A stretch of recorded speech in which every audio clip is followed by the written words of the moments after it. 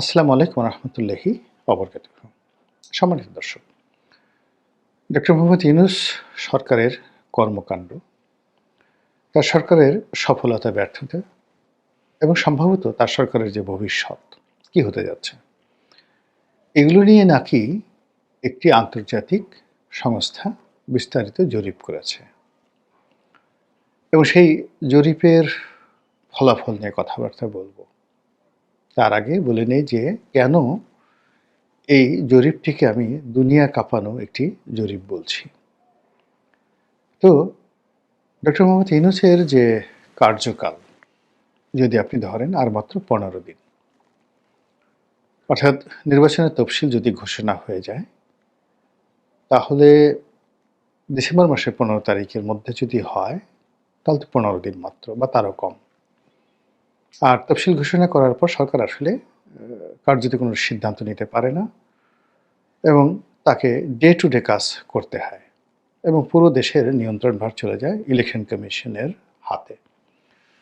তো এই ১৫ দিন সরকারের হাতে মাত্র সময়।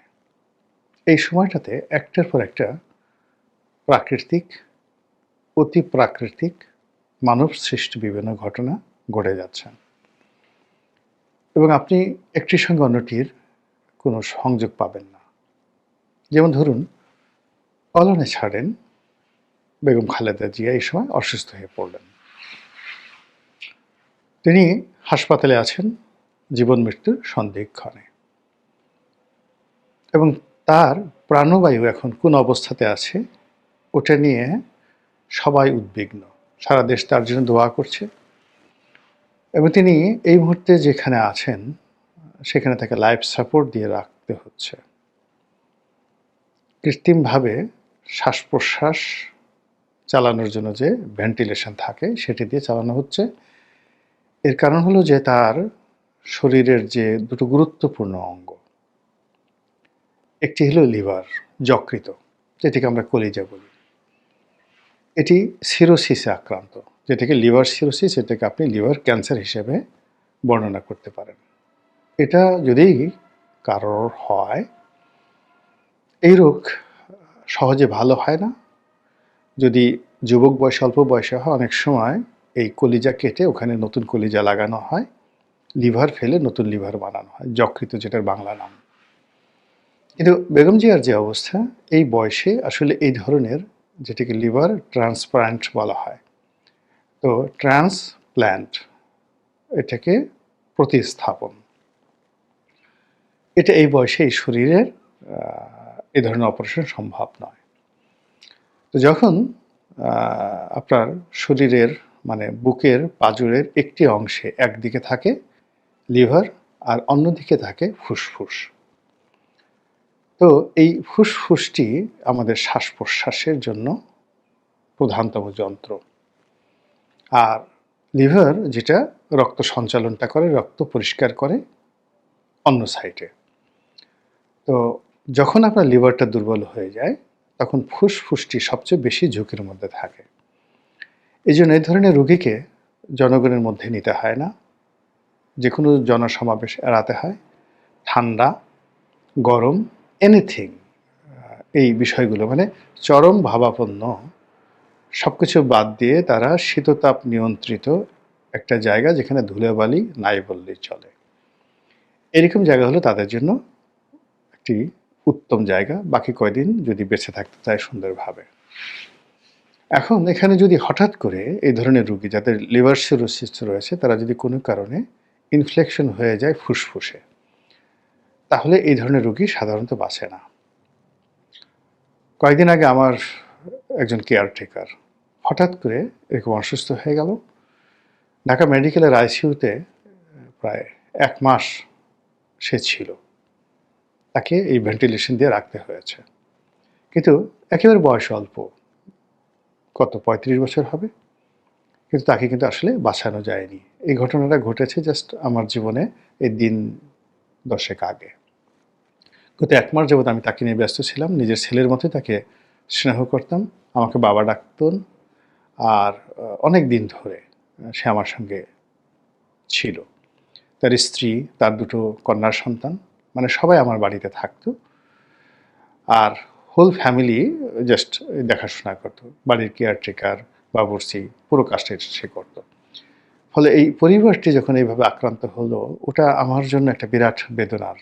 এবং আমি এরপর থেকে এই লিভার সিরোসিস এবং অ্যাট দ্য সেম টাইম ফুসফুসের যে ইনফ্লেকশন, এই বিষয়টি সম্পর্কে অতিমাত্রায় সচেতন।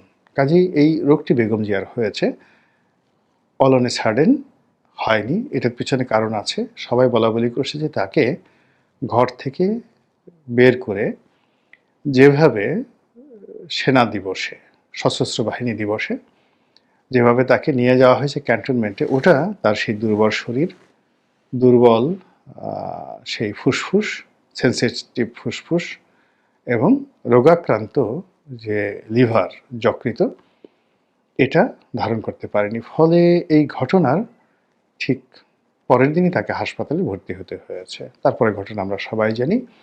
এখন এটাকে কি মানবসৃষ্ট বলবেন, প্রাকৃতিক বলবেন, এটা আপনার বিষয়। কিন্তু বেগম জিয়ার এই অসুস্থতা পুরো বাংলাদেশকে অনিশ্চিত করে ফেলেছে।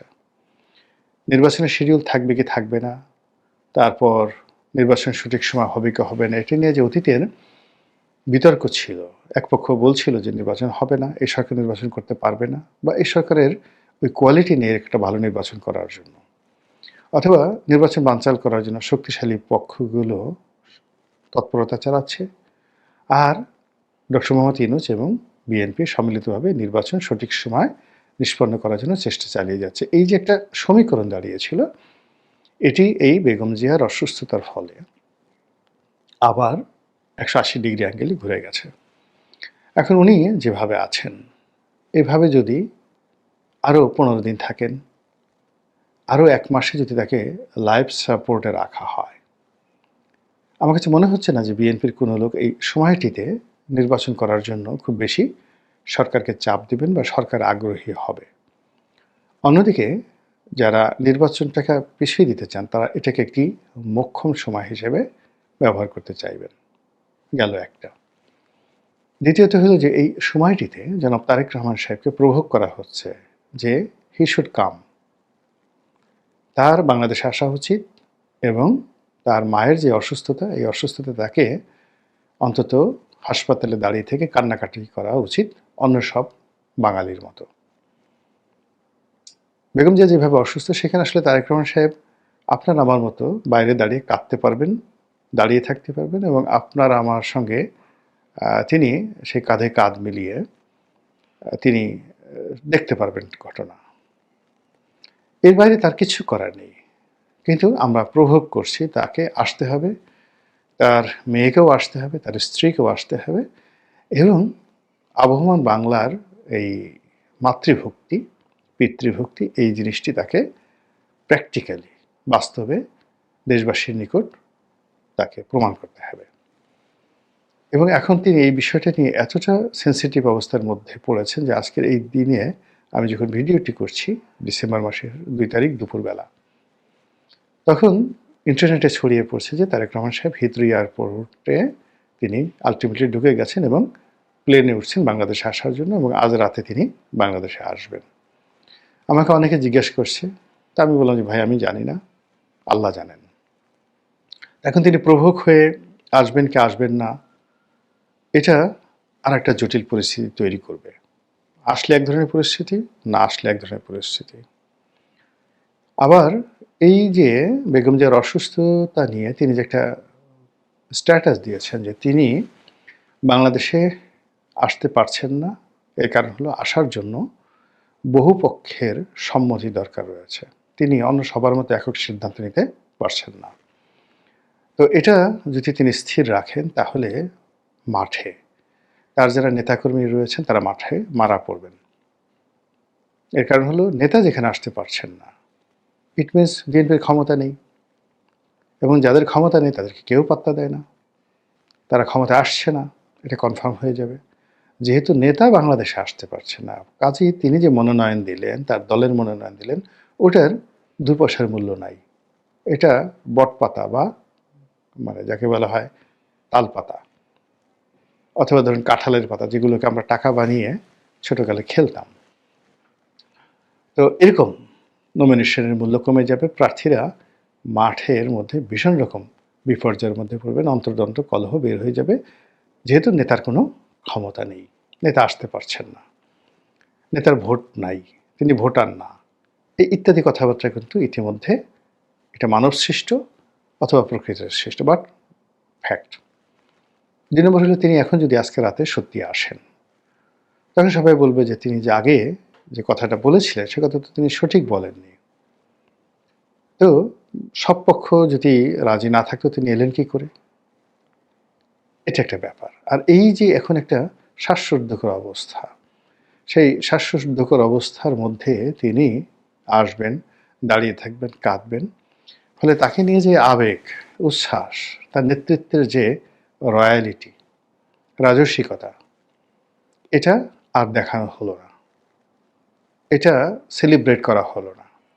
ফলে তিনি আর মির্জা ফখরুল, তিনি আর সালাউদ্দিন সাহেব, তিনি নাহিদ, সার্জিস, আমতারেক, নুরুল হক নুরু, পার্থ, ব্যারিস্টার পার্থ, ববি হাজ্জাজ, জোনায়েদ সাকি, এদের মধ্যে খুব বেশি পার্থক্য করা যাবে না। এই কারণ হলো যে সবাই তো আমরা মানুষ, রাজা আমরা বানাই, তাকে পোশাক পরাই, তার জন্য বড় একটা চেয়ার দেই, তার মাথায় একটা মুকুট দেই, তার জন্য ঘোড়া তৈরি করি, তার হাতে একটা চাবুক দিয়ে দিই, এরপরে সে আমরা বলি সে রাজা। কিন্তু সেই রাজা যখন ওই সব কিছু ত্যাগ করে ছদ্মবেশে বের হন, তখন আমরা তাকে একজন সাধারণ মানুষ মনে করি।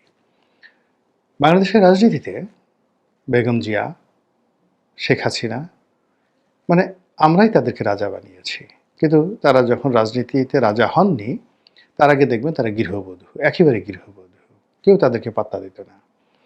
তারেক রহমান সাহেবের আগের ছবিগুলো দেখেন, জিয়া রহমান সাহেব মারা যাওয়ার পর তার ছবি দেখেন, কিংবা ৯১তে হাওয়া ভবনের সময় তার ছবিগুলো দেখেন, he just like a ordinary man. এখন আমাদের দেশে তো অর্ডিনারি ম্যানকে কেউ রাজা মানে না, অর্ডিনারি ম্যানের কেউ কমান্ড মান্য করে না, এমনকি একজন অর্ডিনারি ম্যান খুব জ্ঞানী গুণী হলো তার কথা কেউ শুনতে চায় না। আপনার পদ থাকতে হবে, পোর্টফোলিও থাকতে হবে, মেকআপ গোটাপ থাকতে হবে, যেমন রবীন্দ্রনাথ, অত বড় দাড়ি না থাকলে আর চুল না থাকলে তাকে লোকজন রবীন্দ্রনাথ মনেই করতো না। নজরুল, তার যদি এরকম ঝাঁকড়া চুল না থাকতো তাহলে কেউ তাকে নজরুল মনে করতো না। This is the fact. মানে আপনাকে বুদ্ধিজীবী হতে হলেও আপনাকে ভং ধরতে হবে, ভং ছাড়া কখনো আপনি বুদ্ধিজীবী হতে পারবেন না। অনেকে দেখবেন দাঁত মাজে না, জটা, মাথায় বিরাট জটা পরে, বিরাট জুব্বা পরে, অনেকে দাঁত মাজে না, তার সঙ্গে সঙ্গে আবার কেউ তো ন্যাংটা হয়ে থাকে। এটা হলো বিশেষত্ব দেখানোর জন্য, ন্যাংটা ফকির, ন্যাংটা বাবা। তো রাজনীতিতে এরকম একটা হিম্যানশিপ করতে হয়। আর হার রয়্যাল হাইনেস, বেগম যে এখানে বিখ্যাত তার রয়্যাল হাইনেসের জন্য, তার অ্যাটিটিউডের জন্য। বাঘ আর শিয়ালের মধ্যে ডিফারেন্সটা কি? রয়্যাল অ্যাটিটিউড এবং একটা সোর্সের ভাবের জন্য। তো সেক্ষেত্রে তারেক রহমান সাহেবের যে নেতৃত্বের যে শাইনিং দিকগুলো আছে, এটাকে বিএনপি সেলিব্রেট করে যেভাবে তাকে বাংলাদেশে বরণ করে নিতে চাচ্ছিল, বহু সংখ্যক মানুষ উপস্থিত হবে এবং তাকে সিংহাসনে বসানো হবে, তার জন্য বিশেষ বাড়ি প্রস্তুত, just like a king, just like a future prime minister. ওটা এই মুহূর্তে এসে মানে একেবারে আমতারেকের পর্যায়ে নামিয়ে দেওয়া হলো, যদি তিনি আসেন। এটা সম্ভব না এই সময়টাতে, মানে এই ধরনের ফিউনারেল অনুষ্ঠানে, শোকের অনুষ্ঠানে আপনি আলাদা হতে পারবেন না। এবং আপনি দেখেন যে ভারতে রাহুল গান্ধী এভাবে খুব সাধারণ হতে চেয়েছিলেন, কিন্তু পারেননি। এখন তাকে আবার সং ধরতে হয়েছে, আবার তাকে অসাধারণ হতে হচ্ছে, তার বোনের সাহায্য নিতে হয়েছে। আমাদের এই যে ঢাকার নবাব পরিবারটা, নবাব খাজা সলিমুল্লাহর হাতে শেষ হয়ে গেল কেন? নবাব খাজা সলিমুল্লাহর একমাত্র অপরাধ হলো তিনি হাজী মোহাম্মদ মহসিন হতে চেয়েছিলেন। তিনি সারাক্ষণ গরিব মানুষের সাথে চলতেন, নবাবী পোশাক আশাক পরতেন না, এই জন্য তার বাবা তাকে দুই চোখে দেখতে পারতেন না, এবং তিনি স্পষ্ট জানতেন যে এই ছেলের হাতেই আমার এই নবাব পরিবার ধ্বংস হয়ে যাবে, এবং তাই হয়েছিল। এরকম, যার জন্য আসলে নবাবের জন্য তলোয়ার লাগবে, পোশাক লাগবে, সিংহাসন লাগবে, ওইরকম লাগবে, কিন্তু নবাব খাজা, এই যে আমরা যে সলিমুল্লাহ বলি, তিনি দানবীর, সব কিছু দান করে গেছেন, আমরা খুব বলি ঠুলি, কিন্তু নবাব পরিবারটা কিন্তু শেষ করে গেছেন। এই হলো অবস্থা। তো সেই দিক থেকে এরকম যখন একটার পর একটা বিরূপ পরিস্থিতি চলছে, ঠিক তখন ডক্টর মোহাম্মদ ইউনূস সম্পর্কে একটি আন্তর্জাতিক জরিপ, সেই জরিপে বলা হচ্ছে তিনি এত জনপ্রিয় যে দেশের প্রায় 70% লোক, আপনি চিন্তা করুন, যেখানে ভোট পাবে বিএনপি যদি ব্রুট মেজরিটি পায় 35-36% আর 40%, তো সেখানে 70% লোক মনে করছে ডক্টর মোহাম্মদ ইউনূস যা করছেন ভালো কাজ করছেন, তার ব্যাপারে সন্তুষ্ট। এবং এই যে আগে যে ন্যারেটিভগুলো যে স্যার আরও 5 বছর থেকে যান, আরও 50 বছর থেকে যান, এই জরিপের ফলে যদি তিনি মোটামুটি এই বর্তমান যে সমস্যাগুলো বললাম এতক্ষণ দীর্ঘমেয়াদে, এই সমস্যার সুযোগে তার যদি মনে ইয়াদ আসে, তার ইচ্ছা শক্তি আসে, যে যেহেতু এত মানুষ চায়, 70% মানুষ, 18 কোটির মধ্যে যদি 70% মানুষ তার কল্যাণ চায়, তার ব্যাপারে সন্তুষ্ট থাকে, তাহলে এই যে মানুষের এত আকুতি, এগুলো বাদ দিয়ে তিনি যদি চলে যান, তাহলে গুনাহ হবে না বলেন? তো এইরকম যে তার মনোভাব, সেই মনোভাবটি এই জরিপের সঙ্গে যদি কাজ করে, তাহলে বাংলাদেশে একটা এইরকম ইতিহাস তৈরি হবে, যে ইতিহাসে বাংলাদেশের সঙ্গে যারা সম্পৃক্ত সারা দুনিয়াতে কম্পন শুরু হয়ে যাবে। আর এজন্যই আমি বলছি, দুনিয়া কাঁপানো তদন্ত রিপোর্ট, সরি, দুনিয়া কাঁপানো জরিপ জরিপ বা প্রতিবেদন। মহান আল্লাহ আমাদের সবাইকে হেদায়েত দান করুন এবং হেফাজত করুন। আসসালামু আলাইকুম ওয়া রাহমাতুল্লাহি ওয়া বারাকাতুহু।